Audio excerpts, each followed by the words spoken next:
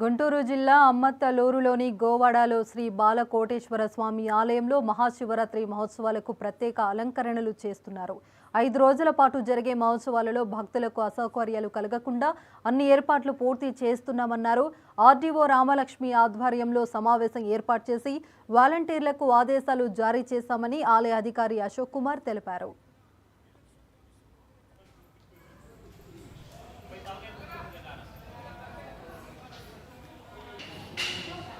గోవాడ గ్రామంలో వేంచేసి ఉన్న శ్రీ బాలకోటేశ్వర స్వామి దేవస్థానం మహాశివరాత్రి ఉత్సవాలు ఈ నెల 24 నుండి 28 వరకు అనగా 5 రోజులు జరుగుతాయండి. అందులో ముఖ్యమైన ఘట్టము 26వ తారీఖు బుధవారము మహాశివరాత్రి తిరునాళ్ళ. రాష్ట్రంలో అన్ని చోట్ల మహాశివరాత్రి ఒక్కరోజుతో జరుగుతూ ఉంటే మనకి గోవాడ గ్రామంలో వేంచేసిన శ్రీ బాలకోటేశ్వర స్వామి దేవస్థానంలో 5 రోజులు ఉత్సవాలు నిర్వహించడం ఆనవాయితీగా వస్తుంది. అది దృష్టిలో పెట్టుకొని వచ్చే భక్తులకు సుమారు 1,50,000 మంది భక్తులు వస్తారని మేము అంచనా వేశాము. అంతమంది భక్తులకు కావాల్సినటువంటి సౌకర్యాలు వసతులు కల్పించడానికి గత నెల రోజుల నుంచి ఇక్కడ మేము మరి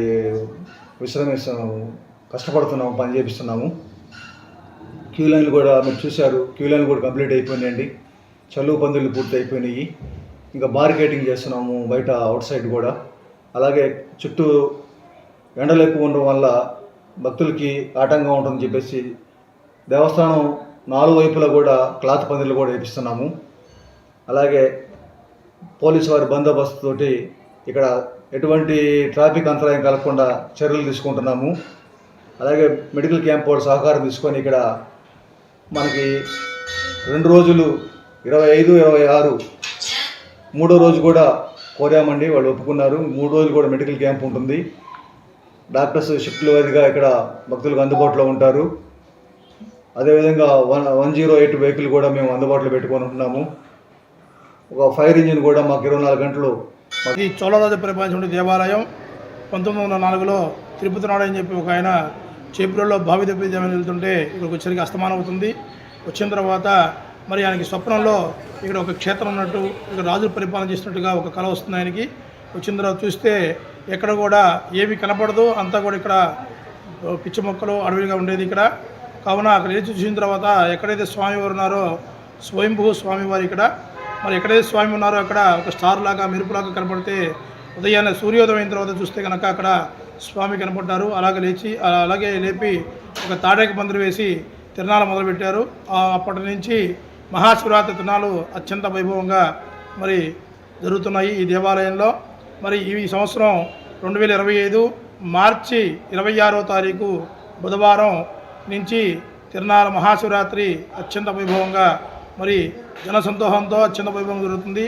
రేపటి నుంచి 24/2/2025 సోమవారం ఏకాదశి పురస్కరించుకొని స్వామివారికి ఉదయం 5 గంటల నుంచి మరి మహన్యాసపూర్వక ఏకాదశి రుద్రాభిషేకము, అమ్మవారికి కుంకుమార్చన, అలాగే గుండి ఊరేగింపు కార్యక్రమాలు ఉంటాయి.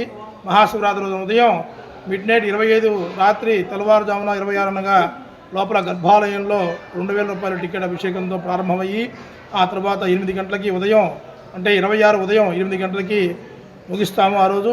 మరి 26వ తారీఖు అర్ధరాత్రి లింగోద్భాభిషేకం కూడా అత్యంత వైభవంగా జరుగుతుంది. ఇక్కడ నలు ప్రాంతాల నుంచి కూడా దూర ప్రాంతాల నుంచి కూడా అత్యంత వైభవంగా మరి భక్తుల యొక్క కోరికలు తీస్తూ స్వామివారు ఒక అనుగ్రహంతో అందరూ కూడా సుఖ సంతోషాలతో